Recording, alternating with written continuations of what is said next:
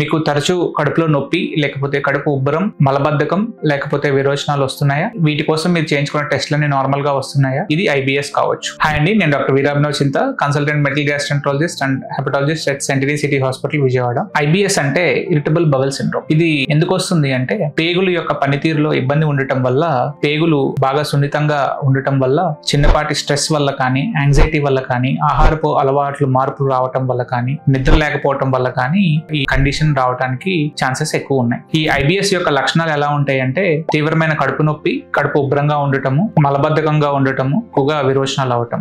And ఇవి 3 రకాలుగా విభజించడం జరుగుతుంది. అది IBS-D అంటే ఇందులో డయేరియా ప్రిడామినెంట్ గా ఉంటుంది. IBS-C అంటే కాన్స్టిపేషన్ ప్రిడామినెంట్ గా ఉంటుంది. IBS-M అంటే mixed, both constipation and diarrhoea అనేవి ఆల్టర్ అవుతూ ఉంటాయి. ఈ IBS ని డయాగ్నోస్ చేయడానికి ఎటువంటి ప్రత్యేకమైన టెస్ట్ అనేది ఉండదు. మిగతా కండిషన్స్ అన్నిటిని రూల్ అవుట్ చేసుకున్న తర్వాత మనకి ఈ సిమ్టమ్స్ ఇంకా వస్తున్నాయి అంటే దాన్ని అప్పుడు మనము IBS అని చెప్పేసి లేబుల్ చేయడం జరుగుతుంది.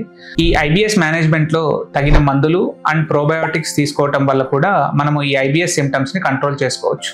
IBS అనేది ప్రాణాంతకం కాదు, కానీ ఇది మన డైలీ లైఫ్ స్టైల్ ని ఎక్కువగా ప్రభావితం చేస్తుంది. అశ్రద్ధ చేయకుండా వెంటనే స్పెషలిస్ట్ కు చూపించుకొని ఈ IBS ని పూర్తిగా నియంత్రించుకోండి. Thank you.